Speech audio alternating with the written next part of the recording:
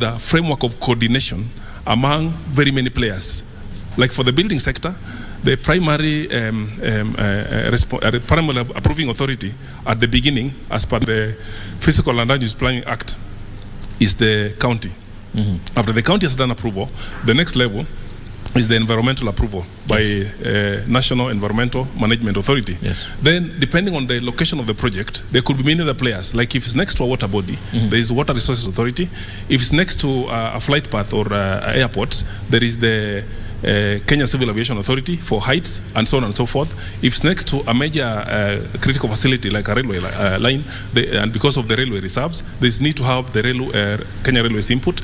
If it's next to a major road, then there is need to have the input for any of the road authorities. Meaning we have collaboration between these authorities and other authorities. So this particular research was to come up with a framework for coordinating such quality assurance activities whenever we carry out our activities across the ground. Because for any building under construction, there is need to carry out continuous inspection to check compliance. The third research area we are looking at is assessment of factors influencing the participation of local firms in the public and private partnership infrastructure projects in Kenya.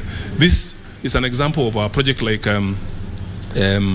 the recent concluded, which is called Nairobi Expressway, which is a PPP project. So the question here that this particular research is attempting to address and answer is, what are the factors influencing participation of local firms? Because there is an input on financing, there's an input on labor, there's input on material, and another input even in terms of design. So which factors actually influence participation of local firms into this? Because most of the participants also come from outside the country.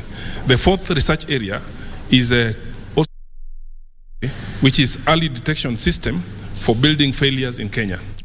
The question here is, what are some of the telltale signs you need to be looking out for before building collapse, for safe evacuation before a building that collapses? It could collapse because of old age, it could collapse because of one reason or another, environmental factors that affected it, or just because of other issues like workmanship, design, and materials and so on and so forth. So to that extent, what this research is trying to address is, what are some of the things the mwananchi will be looking on? And I think this is very important, because we'll be living here with the mwananchi informed that if I'm living in a building, what are some of the things that I should be looking out for to know that my building is still safe, even 50 years down the line? Now, I'm looking at the NCA as an